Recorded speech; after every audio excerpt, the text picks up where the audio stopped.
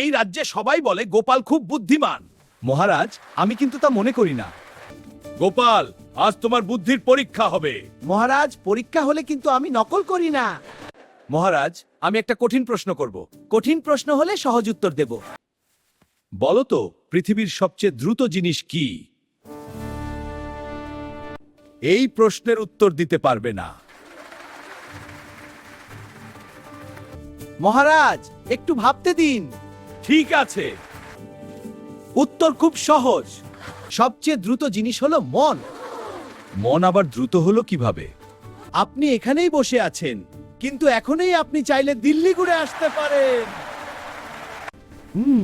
সত্যি তো? ঠিক আছে, আরেকটা প্রশ্ন।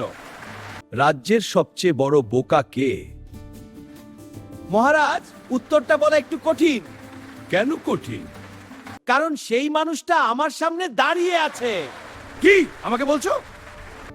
না না, যে এমন প্রশ্ন করে যার উত্তর সে নিজেই জানে না, সেই তো বোকা।